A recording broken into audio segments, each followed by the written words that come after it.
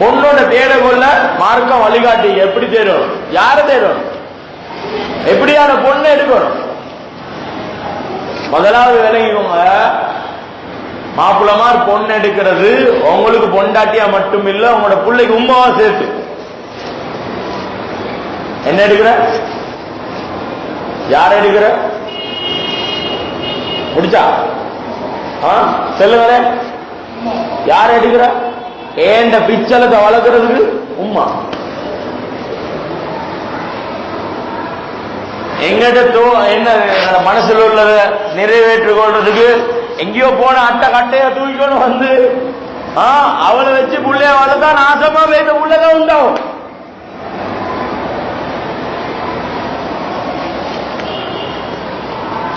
புள்ளைய வளர்க்கிறது தீனோடு அதபா ஒழுக்கமா வளர்க்கிறவளா இருந்தா அவள் அந்த உள்ளவளா இருக்கணும். முதலாவது ஒரு தாய் ஒழுக்கம் உள்ளவளா இருந்தா, தீன் உள்ளவளா இருந்தா, வாப்பா பிறவுனா இருந்தாலும் புள்ள நல்லா வரும். வாப்பா வாப்பா பிறவுனா இருந்தாலும் புள்ள நல்லா வரும். நல்ல விலைக்குமா நான் சொல்றத, ஒரு தாய் கெட்டு போனாலண்டா வாப்பா நூஹ் அலைஹிஸ்ஸலாமா இருந்தாலும் புள்ள நாசமா போகும். அப்ப யாரா இருந்தா நூஹ் அலைஹிஸ்ஸலாமா இருந்தாலும் புள்ள நாசமா போகும். குர்ஆன் சொல்லுது, கனான் வெள்ளத்துல கப்பல் மிதக்க கொள்ள மகனை நோக்கி வாப்ப பேசினார், யா புனையர்க்கம் மகனா வலதக்கும் மஅல் காஃபிரீன், என்னுடைய அருமை மகனே என்னோட ஏறிக்கோ, இந்த கப்பல் ஏறிடு, இந்த காபிர்களோட சேர்ந்துடாதே, நீ அழிஞ்சு மண்ண போவாய். சொன்னான், قال سآوي إلى جبل يعصمني من الماء قال لا عاصم اليوم من أمر الله إلا من رحم وحال بينهما الموج فكان من المغرقين.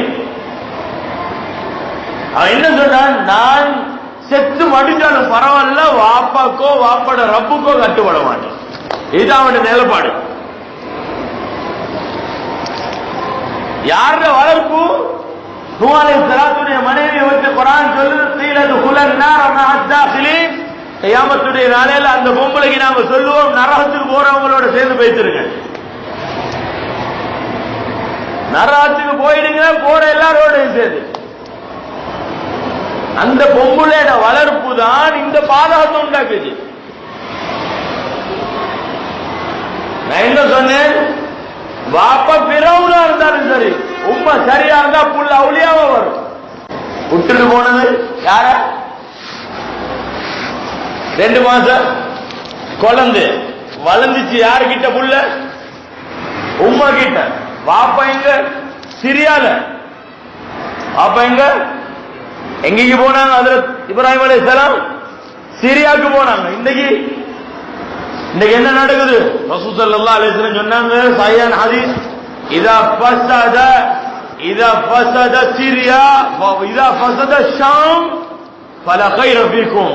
இந்த சிரியா இங்கதானே, இது எப்ப குழப்பப்படுமோ நாசமாக்கப்படுமோ அதுக்கு பின்னால இந்த உம்மத்துல எந்த நலவும் இல்லை. நாம ஸல்லல்லாஹு அலைஹி வஸல்லம்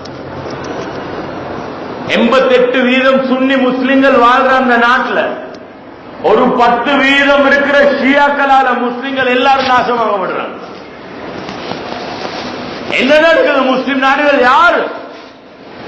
இன்னைக்கு முஸ்லிம் நாடுகள் என்று யாரெல்லாம் முஸ்லிம்கள தலைவர்கள் என்று இருக்கிறாங்களோ, யாரெல்லாம் பெரிய அவங்களோட பணத்தால பலத்தால சாதிக்க போறாங்களோ அவ்வளவு பேரும் நரகவாதிகளா இருப்பாங்க கியாமத்துடைய நாளையில. யாரா இருப்பாங்க?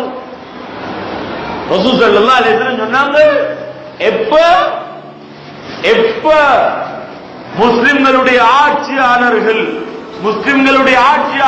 முஸ்லிம்களுடைய துயரத்துக்காக வேண்டி குரல் கொடுக்க மாட்டார்களோ, ஃபஅய்து பிஹதி உம்மிஹி வலா தக்னு. ரசூல் ஸல்லல்லாஹு அலைஹி வஸல்லம் சொன்னாங்க, அந்த மனுஷனுக்கு உம்மாவை பேசுங்கடா. என்ன சொல்லியது? வஅய்து பிஹதி உம்மிஹி வலா தக்னு. அவனுக்கு எந்த நலவும் சொல்ல வேணாம். இன்றைக்கு உலகத்துல முஸ்லிம் நாடுகள் என்று அவன் பலத்தை பாவிச்சு கொண்டு, சவுதி அரேபியாவா இருக்கலாம், அது குவைட்டாக இருக்கலாம், அது எங்க துபாயா இருக்கலும், கட்டாரா இருக்கலும், எந்த நாடுகளா இருக்கலும், முஸ்லிம்களுடைய விடயத்துல அதுக்காக வேண்டி மனசை கொடுத்து பாடுபடாம இந்த உலக வல்லரசுகளுக்கு அடிமைப்பட்டு பணத்துக்கு பலத்துக்கு பயந்து முஸ்லிம்களுடைய விடயத்துல வாய் மூடி இருக்கிறாங்களே, ஒவ்வொருவரும் கியாமத்துடைய நாளையில மிகவும் பயங்கரமான நிலைமையில வருவாங்க, சந்தேகப்படுவாங்க. அதற்கு இப்ராஹிம் அலைஹிஸ்ஸலாம் எங்க போனாங்க? சிரியாவுக்கு, ஷாமுக்கு வாராங்க. 12 வருஷத்துக்கு பின்னால 2 மாச குழந்தை விட்டுட்டு போனாங்க. 12 வயசு புள்ளைய வந்து முதல் சந்திப்பு சொன்னாங்க இப்ராஹிம் அலைஹிஸ்ஸலாம், யா புனைய இன்னி அரா ஃபில் மனாமி அன்னி அஸ்பஹுக ஃபன்துர் மாதா தரா.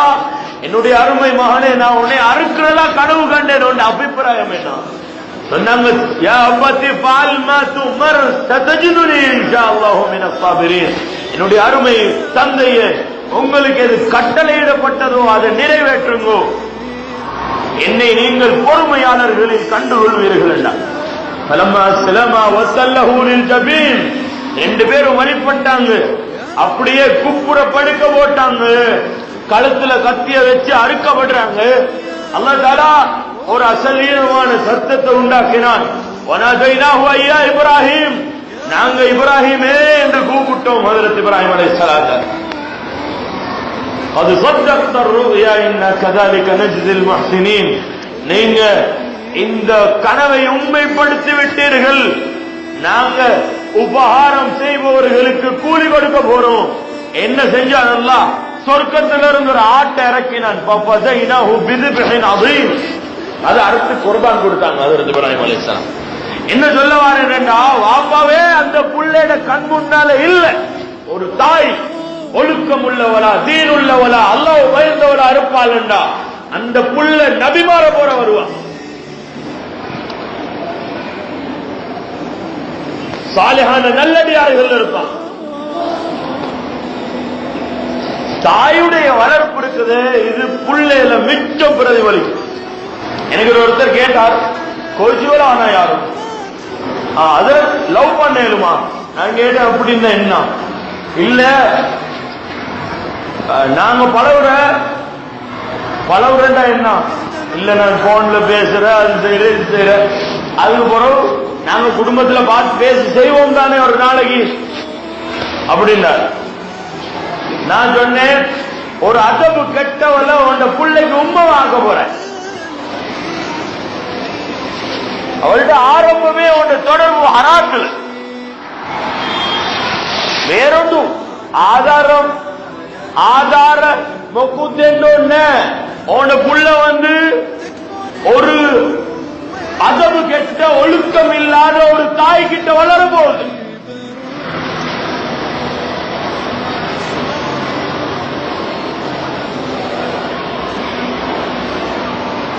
ஹராத்த நாடி போய் ஹராத்தில் ஒரு தொடர்பு உண்டாகி புள்ளைல நலவு பிரதிபலிக்கிறது யாரும் வழி பார்க்க வேணாம்.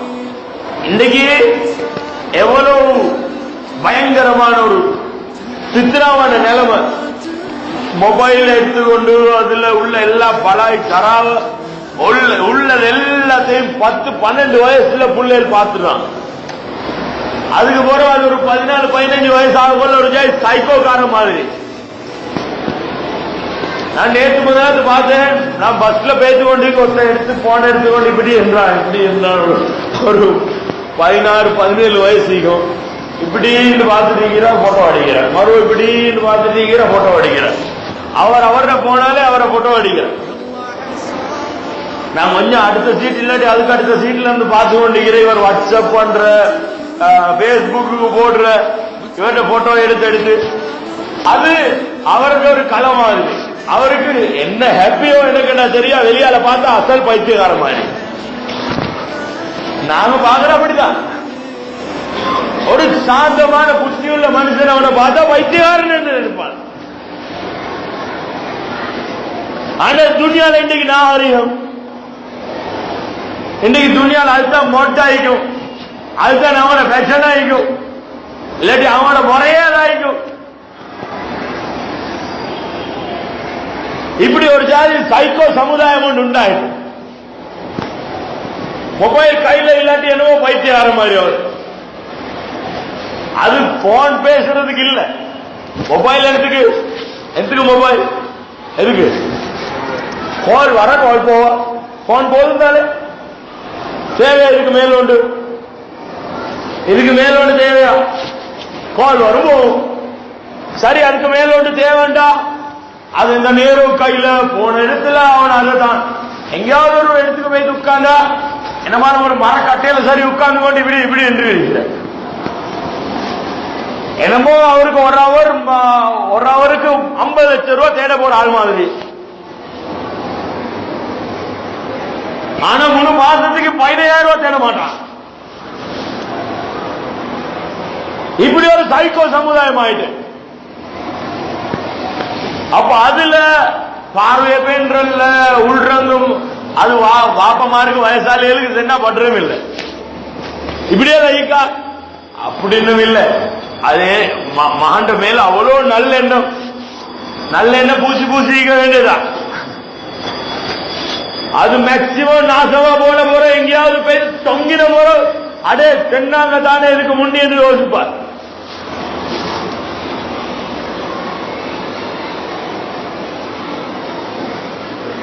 புள்ளையில பாவம் இல்லாத சூழல்ல வளர்க்க இன்னைக்கு ஸ்கூல் எடுத்து பாருங்க, கவர்மெண்ட் ஸ்கூல் நல்லா பாதுகாக்கணும். எங்க போதோ இதுக்கு போற எங்க போய் சேர போதோ தெரியும்.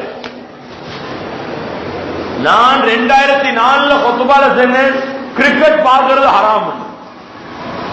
2004 எத்தனைல 11 வருஷத்துக்கு முந்தைய என்னோட சண்டை பிடிக்க வந்தாங்க 2 பேர். அட்டி தட்டி லெவல். ஆனா மார்க்க பக்தியுள்ள ஆட்கள், பெரிய தாடி சூரத்தெல்லாம் ஈட்டி என்னையோட சண்டை லெவல்ல வந்தாங்க. நான் இன்னும் ஓரமாக்கி வச்சு அவங்களுக்கு விலை வச்சேன். இப்படிதான் இப்படி கடைசியா இன்றைக்கு கிட்டத்துல தான் எனக்கு தெரியும். இப்போ ஒரு வருஷத்துக்குள்ளால இன்றைக்கு ஒரு படத்தை பார்க்கறதும் கிரிக்கெட் பார்க்கறதும் ஒரே லெவல் ஆயிடுச்சு. அவ்வளவு ஒரு பயங்கரமான ஆபாசமான காட்சியை காட்டக்கூடிய இடமா போயிடுச்சு. அப்படி ஆயிடுதானே. எங்கட உலமாக்கள் முதிர்ந்த மக்கள் ஒரு விஷயத்தை உள்ரங்கத்தால பார்த்தா அவங்க பசீரத்தால பார்ப்பாங்க. உள்ற அகப்பார்வை இருக்கும் அவங்கள்ட்ட. ஸல்லல்லாஹு அலைஹி வஸல்லம் சொன்னாங்க, புகாரில் ஹதீஸ் வருது, இத்தகு ஃபிராஸத்தல் முஃமின் ஃபஇன்னஹு யன்துரு பினூரில்லாஹ். முஃமினுடைய அகப்பார்வையை பயந்துக்கோங்க, அவன் அல்லாஹ்வுடைய பிரகாசத்தால பார்க்கிறான். அதற்கு உமர் கத்தாப் ரலியல்லாஹு அன்ஹு இந்த பார்வை தான் பார்த்தாங்க.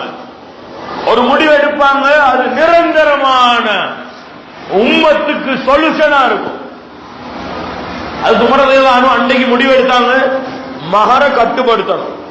பொம்புளையில் மஹர் கேட்டு முடிக்கிற மஹர்ல கட்டுப்பாடு உண்டாகணும். இவ்வளவு ஒரு தொகைதான் பொம்பளைக்கு மஹர் கேட்கலும் என்ற ஒரு விதிமுறையை கொண்டாங்க.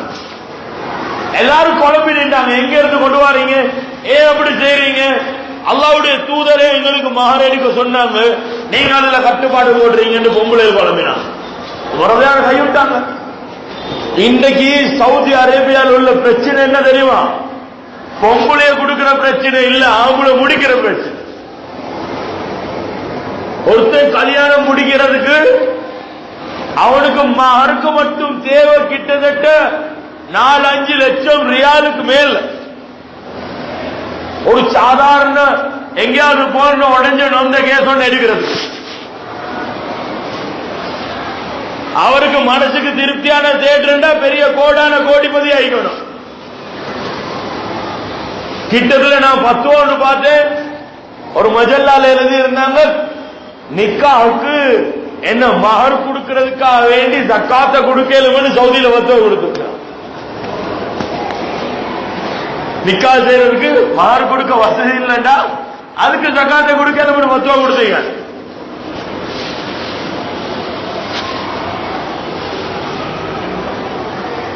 அதனால மீனான சகோதர பெரியவர்ல எங்கட சூழல்கள் சீராகணும், எங்கட புள்ள குட்டிகள் வளர்ற அந்த பாசர சீராகணும். அப்படின்னா தீன மையமா வச்சு நிக்கா செய்யப்படணும்.